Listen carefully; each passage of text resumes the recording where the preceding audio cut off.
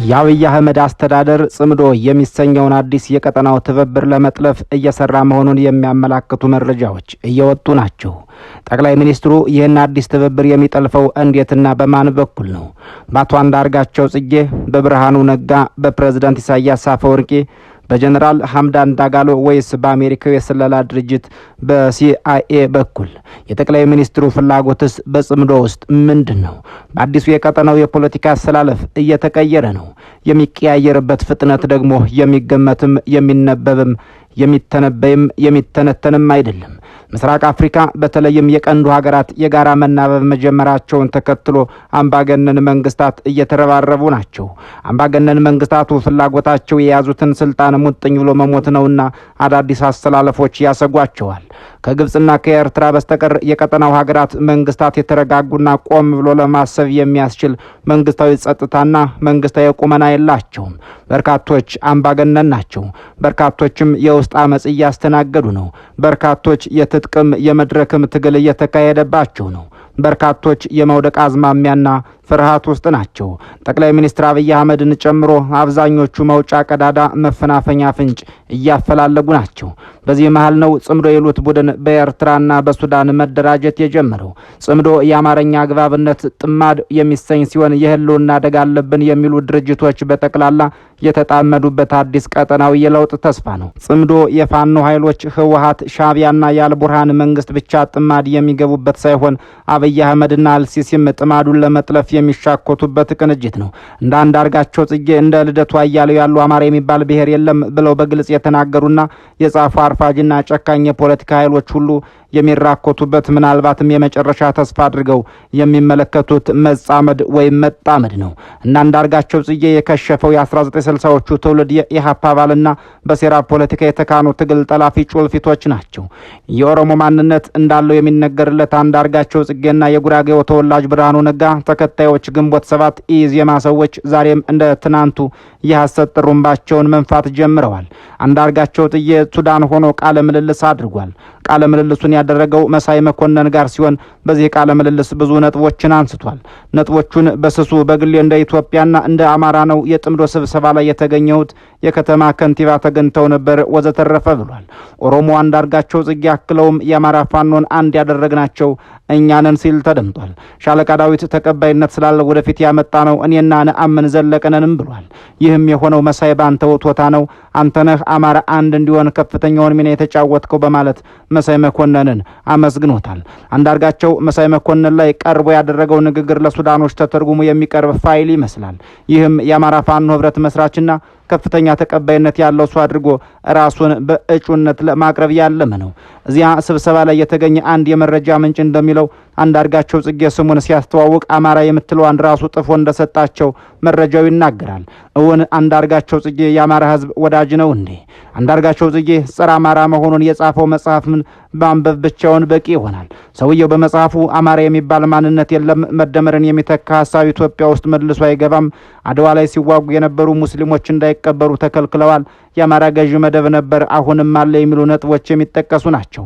ታዲያ ሱዳን ሄዶ አማራ ተወካይ ነኝ ማለቱ እንዴት ይሉት ያለ የፖለቲካ ስሌት፣ ምን ይሉት ያለስ ቀመር ነው?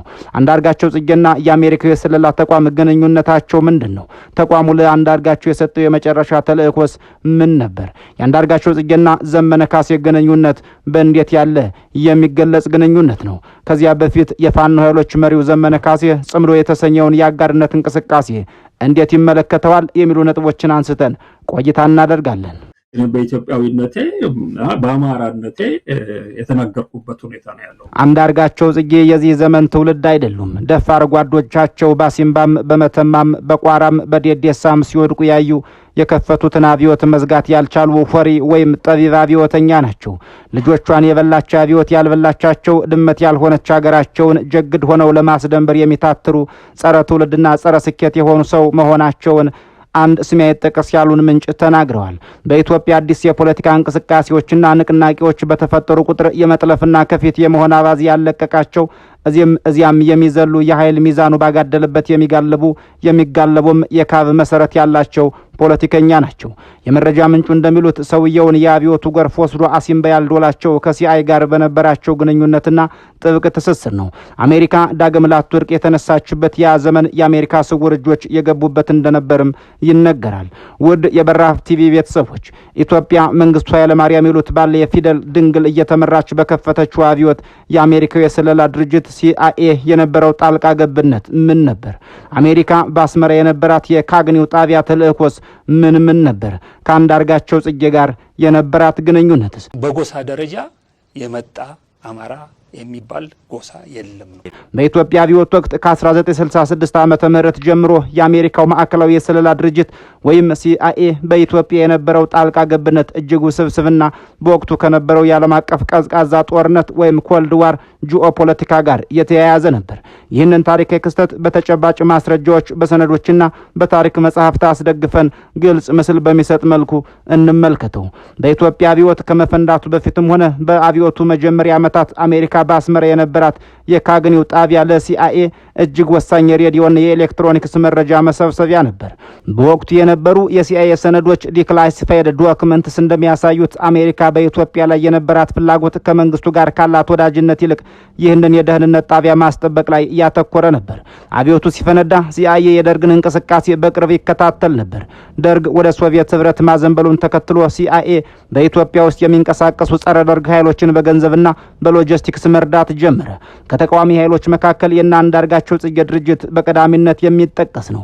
ለዚሁ ድምዳሜ ተጨባጭ ማስረጃ ለመጥቀስ ያክልም ጆን ስቶክዌል የተባሉ የቀድሞ የሲአይኤ የኦፕሬሽን መኮንን ኢን ሰርች ኦፍ ኢነሚስ በተሰኘው መጽሐፋቸው ሲአይኤ በወቅቱ በሱዳን በኩል ለኢትዮጵያ ዴሞክራሲያዊ ህብረት ኢዲህ ወይም ኢዲዩ ድጋፍ ያደርግ እንደነበር ገልጸዋል።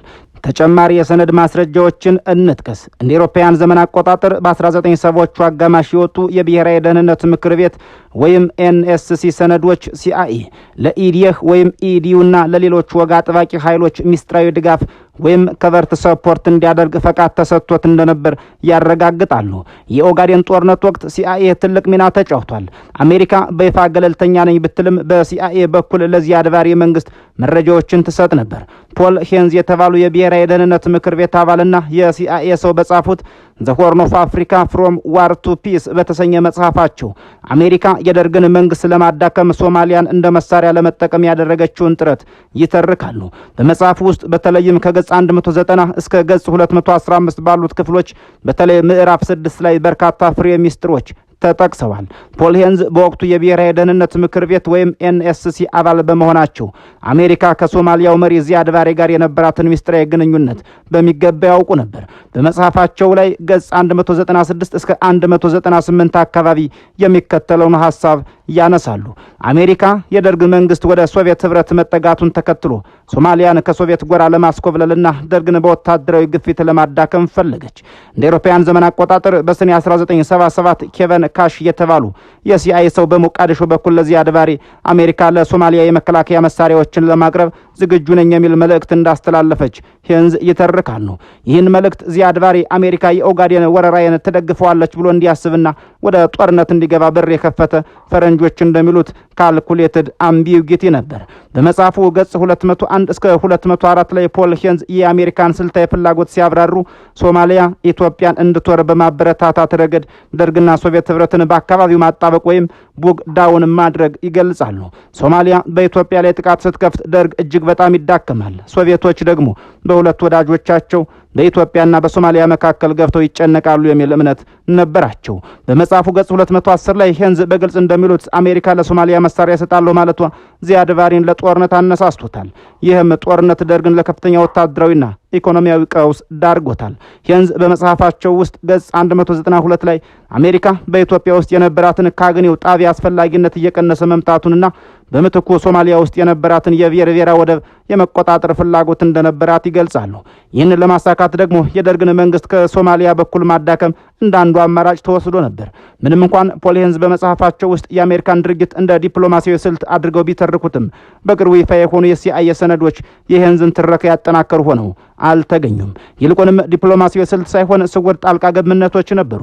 እንደ አውሮፓውያን ዘመን አቆጣጠር በጁላይ 1977 የተጻፉ የሲአይኤ ሪፖርቶች እንደሚገልጹት ዚያድ ባሬ አሜሪካ ድጋፍ እንደምትሰጠው ስለተረዳ በኢትዮጵያ ላይ ያለውን ጫና ጨምሯል። ይህ ፖል ሄንዝ በመጽሐፋቸው መሳሪያ እንሰጣለን ብለን ምልክት ሰጠን ከሚሉት ጋር ቀጥተኛ ግንኙነት ሲኖረው እንመለከታለን። ፖል ሄንዝ በዘ ሆርን ኦፍ አፍሪካ ፍሮም ዋር ቱ ፒስ መጽሐፋቸው ላይ የሚከተሉትን ነጥቦች አረጋግጠው ጽፈው አስነብበውናል። አሜሪካ ሶማሊያን በመጠቀም የደርግን መንግስት ወታደራዊ አቅም ለማዳከም እንደሞከረች፣ ዚያድ ባሬን ለጦርነት ያነሳሳ መልእክት በሲአይኤ በኩል እንደላከች፣ የኦጋዴን ጦርነት አሜሪካ ሶቪየቶችን ከአካባቢው ለማስወጣትና ደርግን ለማንበርከክ የተጠቀመችበት መሳሪያ እንደነበር አረጋግጠው ጽፈው እኛም አንብበናቸዋል። ፖል ሄንዝ ራሳቸው የዚህ ስልት ቀማሪ ስለነበሩ ድርጊቱን እንደ ጥፋት ሳይሆን እንደ ብልህ የአሜሪካ የውጭ ጉዳይ ፖሊሲ አድርገው ተርከውታል። ነገር ግን የታሪክ ተመራማሪዎች ይህንን የሲአይኤና የኤንኤስሲ ጣልቃ ገብነት በኢትዮጵያ ላይ ለደረሰው ከፍተኛ ሰብአዊና ቁሳዊ ውድመት አንዱ ምክንያት እንደሆነ ይጠቅሱታል። የሲአይኤው ዳይሬክተር የነበሩት ስታንስልፊድ ተርነር ለወቅቱ ፕሬዝዳንት ጃሚ ካርተር ባቀረቡት ሪፖርት የሶቪየት ህብረት በኢትዮጵያ መስፋፋትን ለመግታት ሶማሊያን በሶስተኛ ወገን ለምሳሌ በሳውዲ አረቢያ በኩል መርዳት እንደሚያስፈልግ አመላክተው ነበር። ይህን በእንዲህ ካነሳን አይቀር ሲአይኤና የእነ አንዳርጋቸው ጽጌ የቀድሞ ድርጅት ኢሃፓ የነበራቸው ሚስጥራዊ ግንኙነት በመረጃና ማስረጃ እንቃኘው። በወቅቱ ደርግ ኢሃፓን የሲአይኤ ቅጥረኛ እያለ ይከስ ነበር። ምንም እንኳን ኢሃፓ ራሱ ማርክሲስት ቢሆንም ሲአይኤ የደርግን መንግስት ለመናድ ኢሃፓን እንደ አንድ አጋጣሚ ተመልክቶት ነበር። በቅርቡ ይፋ የሆኑ ዲክላሲፋይድ የሲአይኤ ኬብሎች እንደሚያመላክቱት ድርጅቱ በኢሃፓና በደርግ መካከል የነበረውን ደም አፋሳሽ ግጭት ደርግን ለማዳከም የሚረዳ መልካም አጋጣሚ አድርጎ ይቆጥረው ነበር። ይሁን እንጂ ለኢሃፓ የተሰጠ ቀጥተኛ ወታደራዊ ድጋፍ ስለመኖሩ ግልጽ የሆኑ የሰነድ ማስረጃዎች ጥቂት ናቸው። ይልቁንም የመረጃ ልውውጥ ላይ እያተኮረ ነበር።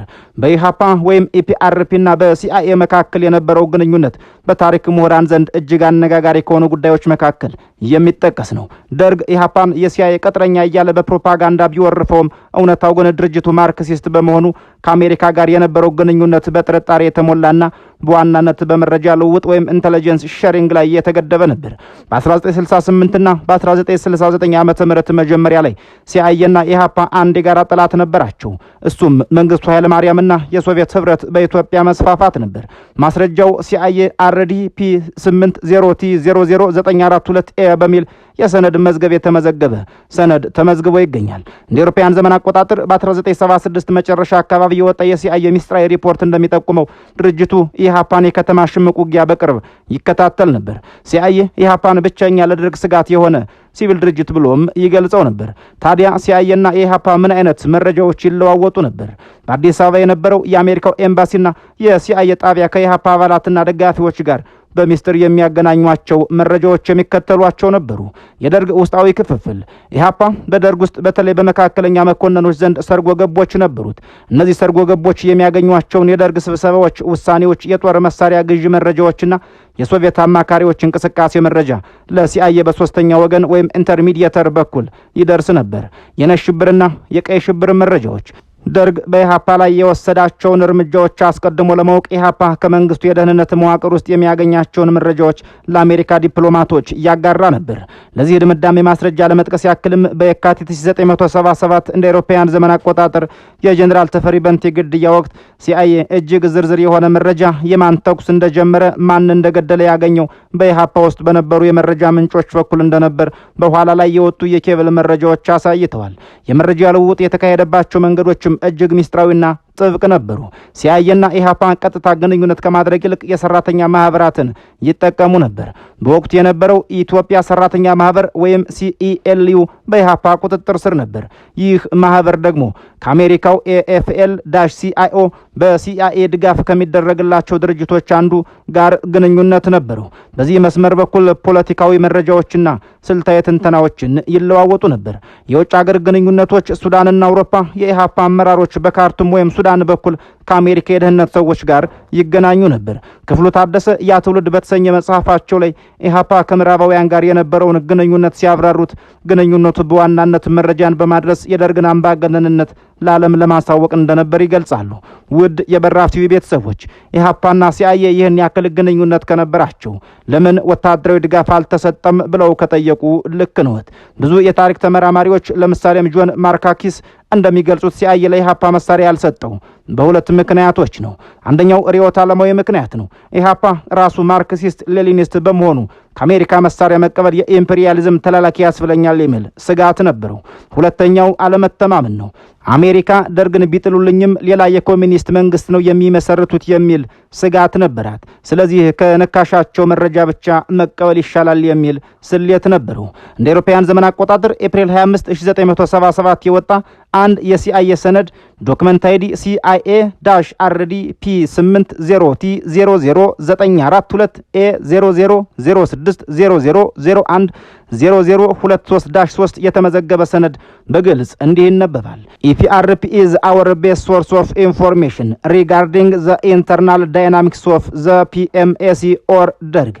While we do not provide them with lethal aid, their political intelligence is invaluable for our assessment of Soviet penetration.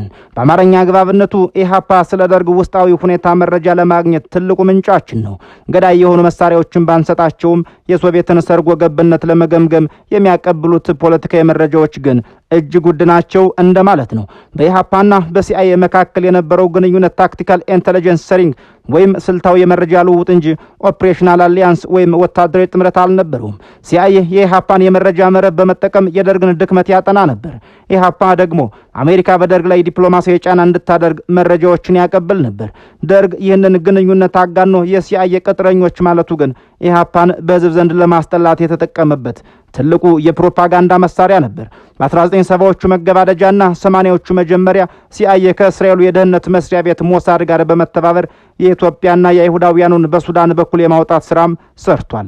ሚካኤል ባር ዞሃር በጻፉት ሞሳድ ዘ ግሬተስት ሚሽን ኦፍ ዘ ኢዝራኤል ሴክሬት ሰርቪስ በተሰኘ መጽሐፉ ሲአይኤ በሱዳን በኩል ለሚደረገው ጉዞ ለሱዳን ባለስልጣናት ጉቦ በመስጠትና የሎጂስቲክስ ድጋፍ በማድረግ ትልቅ ሚና እንደነበረው ተመዝግቧል። ይህ ደግሞ በወቅቱ የነበረውን የደርግ መንግስት የሉዓላዊነት ስሜት የነካና መንግስቱን ለማሸማቀቅ የተደረገ ኦፕሬሽን ነበር።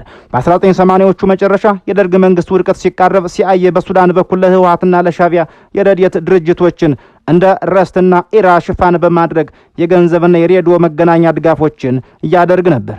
የቀድሞው የደርግ ባለስልጣን ሻለቃ ዳዊት ወልደ ጊዮርጊስ ክህደት በተሰኘው መጽሐፋቸው የምዕራባውያን የረድኤት ድርጅቶች ለተኩስ ማቆሚያና ለሰብአዊ እርዳታ በሚል ሰበብ ለታጣቂዎች መረጃና ሎጂስቲክስ ሲያቀርቡ እንደነበር በሲአይኤ በስተጀርባ እንደነበር ገልጿል። በጥቅሉ ሲአይኤ ጣልቃ ገብነት በኢትዮጵያ አብዮት ወቅት በሶስት ዋና ዋና መንገዶች የሚገለጽ ነው። አንድ፣ በመረጃ በካግኒው ጣቢያ በኩል የቀጠናውን እንቅስቃሴ መከታተል። ሁለት፣ በተኪ ኃይሎች ወይም ፕሮክሲስ እንደ ሶማሊያና ኢዲህ ያሉ ኃይሎችን በመጠቀም ደርግን ማዳከም። ሶስት፣ በዲፕሎማሲያዊ ሴራ ደርግን ካለም አቀፉ የገንዘብ ምንጭ ማገድና ለተቃዋሚዎች በረድኤት ስም ድጋፍ ማድረግ። እነዚህ መረጃዎች በተለያዩ የታሪክ መጻሕፍት ለምሳሌም በገብሩ ታረቀ ዘ ኢትዮጵያን ሪቮሉሽን፣ በግርማ በቀለ ዘ ኢትዮጵያን ሪቮሉሽን እና በውጭ ደራሲያን ሰነዶች በሰፊው ተመዝግበው የሚነበቡ ናቸው። ውድ የበራፍቲ ቤተሰቦች ሆይ በዚህ ሁሉ ሁኔታ ውስጥ ያኔም ዛሬም አንድ ሰው ትዝ ካለዎት ልክ ነዎት። እሱም አንዳርጋቸው ጽጌ ያኔም ነበሩ ዛሬም አሉ። በአሁኑ ወቅት በሱዳንና በአካባቢው ሀገራት የቀጠናው ኃይሎች ጽምዶ ወይም የኃይሎች ጥምረት በሚል የሚንቀሳቀሱ ስብስቦችና በውስጡ የነባር ፖለቲከኞች እንደ አንዳርጋቸው ጽጌ ያሉ መገኘት ከቀድሞ የኢሃፓና የሲአይኤ ታሪክ ጋር የሚመሳሰሉ የጂኦ ፖለቲካዊ ገጽታዎች አሉት። በጉዳዩ ላይ አስተያየታቸውን የላኩልን አንድ የዘርፉ ባለሙያ በዚህ አዲስ ጽምዶ ወይም ንቅናቄ ውስጥ የሲአይኤን ሚና አሁን ባለው ነባራዊ ሁኔታ በአራት ዋና ዋና ነጥቦች መመልከት እንደሚገባ ይገልጻሉ። አንድ፣ አማራጭ ኃይል የመፍጠር ስትራቴጂ ቢልዲንግ አን አልተርኔቲቭ።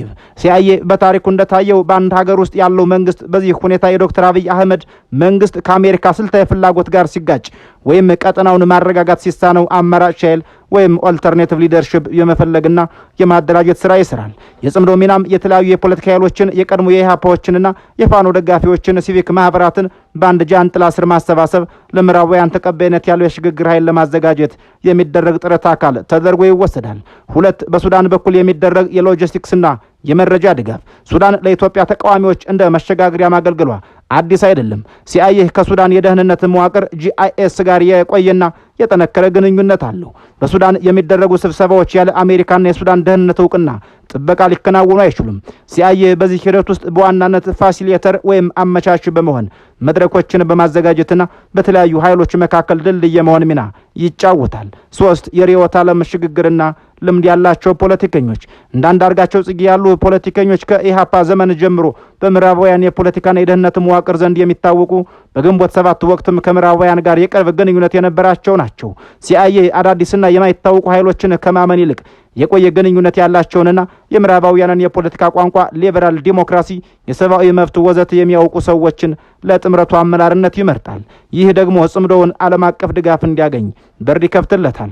4 የጂኦ ፖለቲካዊ ጫና መሳሪያ ወይም ሌቨሬጅ። አሜሪካ በኢትዮጵያ ላይ ያላት ተጽዕኖ ለማሳደግ በተለይ ኢትዮጵያ ወደ ብሪክስ መግባቷንና ከሩሲያ ቻይና ጋር ያለውን ግንኙነት ለመመጣጠን ተቃዋሚ ኃይሎችን እንደ መቆጣጠሪያ መሳሪያ ወይም ሌቨሬጅ ትጠቀምባቸዋለች። ጽምዶ ጠንካራ ሆኖ መውጣቱ በስልጣን ላይ ያለው መንግስት ወደ አሜሪካ ፍላጎት እንዲያዘነብል ማስገደጃ ወይም ፕሬዠር ፖይንት ይሆንላቸዋል። በዛሬው ጽምዶ ውስጥ የሲአይኤ ሚና ከቀድሞ ከ1960ዎቹ ጣልቃ ገብነት የሚለየው በቀጥታ መሳሪያ በማቅረብ ሳይሆን በዲፕሎማሲያዊ ሽፋን፣ በመረጃ ቅብብልና በክልላዊ አጋሮች ወይም ሱዳን በኩል ድጋፍ በመስጠት ላይ የተመሰረተ መሆኑ ነው። ዓላማውም በኢትዮጵያ ውስጥ የሚመጣው ለውጥ በአሜሪካ ቁጥጥር ስርና ለምዕራባውያን ጥቅም የማይጋጭ መሆኑን ማረጋገጥ ነው በሚል አስተያየታቸውን ቋጭተዋል። ክቡራን የበራፍ ቲቪ ቤተሰቦች እንዲህ ያለው ውስብስብና ጠንካራ እንቅስቃሴ አብይ አህመድ እንዴት ይጠልፈዋል? ፋኖስ ፍላጎቱን አስከብሮ ለመቀጠል እንዴት ይመለከተዋል ብለው ከጠየቁም ማለፊያ ጠያቂ ነዎት። ይህ በሱዳን የተመሰረተውና እንደ አንዳርጋቸው ጽጌ ያሉ አንጋፋ ፖለቲከኞችን ያካተተው የቀጠናው ኃይሎች ጽምዶ በኢትዮጵያ የፖለቲካ ውስጥ አዲስ ምዕራፍ ሊከፍት የሚችል እንቅስቃሴ ነው። ይህንን እንቅስቃሴ በተመለከተ የጠቅላይ ሚኒስትር አብይ አህመድ ምላሽ እናም የፋኖ ሚና በርካታ ስልታዊ ነጥቦችን ሊይዝ ይችላል። አብይ አህመድ በተለይ በተቃዋሚዎቻቸው መካከል መከፋፈልን መፍጠርና የትረካ የበላይነትን መያዝ ላይ የተካኑ ሰው ናቸው። በመሆኑም የባዕድ አምላኪነትና የሉዓላዊነት ትርክት ከፍ አድርገው ያስተጋባሉ። መንግስት ይህንን ስብስብ ታሪካዊ ጠላቶችን ሱዳንንና ግብፅን እና የሲአይኤ ተላላኪ አድርጎ በመሳል በህዝብ ዘንድ ያላቸውን ተቀባይነት ለመሸርሸር ይሞክራል። ሀገርን ለባዕድ አሳልፈው ሊሰጡ በሱዳን ተሰብስበው የሚለው ፕሮፓጋንዳ ዋነኛው መሳሪያ ይሆናል። የዲፕሎማሲያዊ ንግድ ወይም ዲፕሎማቲክ ትራንዛክሽን ሌላኛው ነጥብ ነው። አብይ አህመድ ከሱዳን መሪ ጀነራል አደል ቡርሃን ጋር የጥቅም ስምምነት በማድረግ ለምሳሌም የድንበር ጉዳይ ወይም የህዳሴ ግድብን እንደ ድርድር በመጠቀም ሱዳን ለነዚህ ኃይሎች የሰጠችውን መጠለያና ድጋፍ እንደምታቋርጥ ወይም ማሳለፋ እንድትሰጥ ጫና ሊያደርጉ ይችላሉ። ውስጣዊ ሰርጎ ገብነት በስብሰባ ውስጥ ያሉት የተለያዩ ፍላጎቶችን በማጥናት የተወሰኑ ግለሰቦችን ወይም ቡድኖችን በጥቅም ወይም በስልጣን በመደለል ጥምረቱ ገና ሳይጠናከር ከውስጥ እንዲበታተን ማድረግ። አማራጭ የሰላም ጥሪ። ጽምዶው ከፍተኛ ዓለም አቀፍ ትኩረት እያገኘ መምጣቱን ሲረዱ መንግስት ብሔራዊ ምክክር ወይም ሁለንተና የሰላም ንግግር የሚሉ አዳዲስ አጀንዳዎችን በማምጣት የጥምረቱን አከራካሪነትና አስፈላጊነት ለማለዘብ ይሞክራሉ። ፋኖስ የራሱን ጥቅም አስከብሮ እንዴት ይመለከተዋል? ፋኖ በአሁኑ ወቅት መሬት ላይ ትክክለኛ ወታደራዊ ኃይል ያለው አካል በመሆኑ በሱዳን ካለው ፖለቲካዊ ጽምዶ ጋር ያለው ግንኙነት በጥንቃቄና በጥርጣሬ የተመሰረተ ይሆናል። የመሬት ላይ ኃይልና የዲፕሎማሲ ሚዛን። ፋኖ በሱዳን ላይ ያለውን ጽምዶ እንደ ዲፕሎማሲያዊ ድምፅና የአቅርቦት መስመር ወይም ሎጂስቲክስ ሊጠቀምበት ይፈልጋል። ነገር ግን እኛ ደም እየገበርን በውጭ ያሉ ፖለቲከኞች ስልጣን ኮረቻውን እንዳይቆጣጠሩት የሚል ከፍተኛ ስጋት አለው። ስለዚህ ፋኖ ፖለቲካዊ ውሳኔ እጁ ላይ እንዲቆይ ይፈልጋል። ከሲአይኤ ጥሬ ስጋ መራቅ። ፋኖ እንደ አንድ ብሔራዊ የአማራ ኃይል ከውጭ ኃይሎች በተለይ ከሲአይኤ ጋር የሚደረግ ጥምረት የመላላኪያ ታሪክ እንዳይኖረውም ይፈራል። ስለዚህም ጽምዶው ለፋኖ መሳሪያና ፋይናንስ የሚያመጣ ከሆነ ይቀበለዋል። ነገር ግን የውጭ ኃይሎች ትዕዛዝ መስጠት ከጀመሩ ግንኙነቱ ሊሻክር ይችላል። የበላይነት ጥያቄ። ፋኖ ራሱን እንደ መሪ እንጂ እንደ ተመሪ አይመለከትም።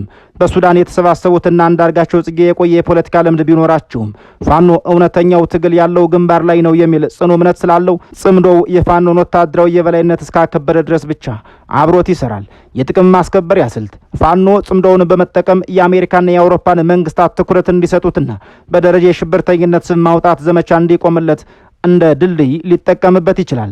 አብይ አህመድ ጽምዶውን በባዕድ አምላኪነት ከሶ በዲፕሎማሲያዊ መንገድ ለመጥለፍ ሲሞክር፣ ፋኖ ደግሞ ጽምዶውን እንደ ዲፕሎማሲና የሎጂስቲክስ ድጋፍ እየተጠቀመ የፖለቲካ የበላይነቱን ግን አሳልፎ ለመስጠት የማይቸኩልበት ትንቅንቅ ውስጥ ናቸው። የሲአይኤ ሚና እዚህ ጋር የሚሆነው እነዚህን ሁለት ወገኖች የመሬት ላይ ተዋጊውንና የውጭ ፖለቲከኛውን በማጋባት ለራሱ ፍላጎት የሚመች ተለዋጭ መንግስት ማዘጋጀት ነው። ፋኖ ይህንን ጋብቻ ለራሱ ጥቅም ብቻ ውሎ ራሱን ከውጭ ተላላኪነት ካዳነ የትግሉ አሸናፊ ሊሆን ይችላል። የእኛን በዚህ አበቃን። የእናንተን ግን ጻፉልን። ሰናይ ጊዜ የተመኘን በዚሁ እንሰናበታለን።